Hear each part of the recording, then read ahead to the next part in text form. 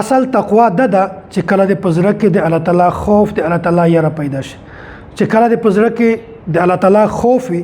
چې الله تعالی ما ویني یا زه د الله تعالی په حضور کې په دربار کې یو وخت حاضرېږم د ما د اعمالو جایزه حساب کتاب کېږي بیا به ته کله هم په ګناهو باندې نشي ورته د ګناهو نه به د هر قسمه جرایم نه به ځان بچ کوي. حضرت عمر فاروق رضی الله تعالی عنہ دور خلافت کې دبا په خپلو د غلیو کې مدینو په غلیو کې به د غشت کاو او د خلکو حالات په معلومول چې کوم کسان داسې چې هغه په مصیبت کې گرفتار دي د یو مصیبت ختم کی او کوم کسان داسې چې هغه محتاج دي فقر او فاقه د محتاجۍ دور د غریبان دي د یو ضرورت پوره کی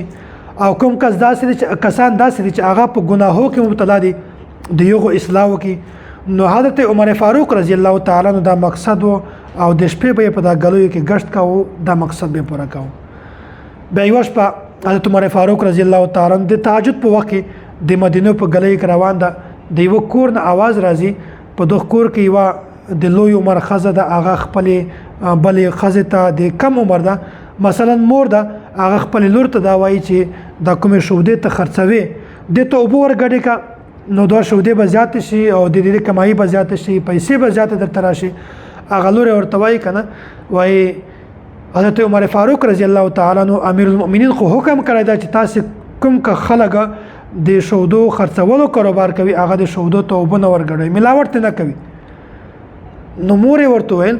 وای دا نیمه شپه ده تیاره ده بالکل هیڅوک نشته نه د څوک ویني او نه څوک شته چې هغه عمر فاروق ته شکایت ولګوي نه د عمر فاروق په خپل باندې ویني. نو بالکل تیاره ده خاموشي ده هیڅوک نشته نو څوک دی ویني نه شودو ته ورګړي که ملاوت وکړه. نو چې کله ملاوت وکړي پیسې پاکه به شودې زیات شي پیسې به زیات درته راشي منافع به زیات درته راشي ګټه به زیاته وشي. نو د خپل لوري ورته ویل وای مور که چیرته ما عمر فاروق نه ویني د عمر فاروق حاکم خو ما ویني د عمر فاروق خدای خو ما ویني د عمر فاروق الله تعالی خو ما ویني. نو په دغه وخت کې مور زنه خاموش شو. دا وخت داسې وو چې په دغه وخت کې بالکل یکسوی و مور و او لور و بل هیڅوک نه و نه چالیدل نه بهار ته بالکل کل عام باندې دغه داسې ملاوت کاوه او نه څوک داسې و چې عمر فاروق ته شکایت ورکړی وای د ګناه کله ماحول. خو بیا هم دغه خپل لوري دغه پزړه کې د الله تعالی خوف د الله تعالی ډار و. مور ته دا ویل چې کوم عمر فاروق نه ویني الله تعالی خو مونږ ویني عین الله الله تعالی خو مونږ ویني الله تعالی چیرې ده نو الله تعالی خو مونږ نشو پټېدلی. عمر فاروق رضی الله تعالی عنہ دا ټول واقعه واورېده د کور ته ولاړې او سهار معلومه کړه د خزې متعلق او د بچي متعلق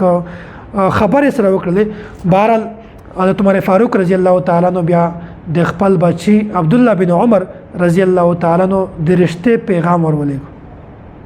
د خزې ته و چې د خپل لور د مونږ ته د ما بچی ته په نکاح راک. بهرحال حضرت عبد الله بن عمر رضی الله تعالی عنہ دغه جنې سره نکاح وشوله او بیا داسې چې دغه خزې په نسل کې یو داسې کس پیدا شو چې هغه نن د مسلمانانو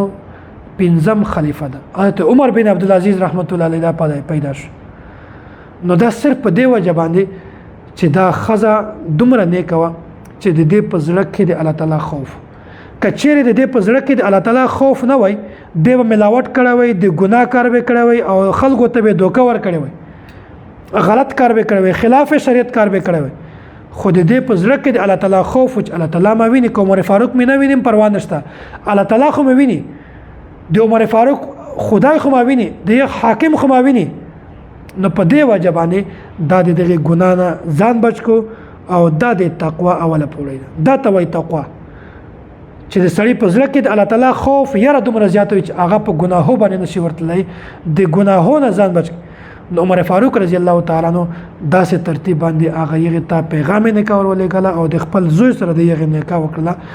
نو هغه خزه دومره نکاح چې د یغه په زړه کې د الله تعالی خوف او بیا د ګناهو نه بچو. لکه مونږ تاسو هم دا وایي چې مونږ د ګناه نه بچو که په خلوت کې وي که په جلوت کې وي بهار ته وي پټ وي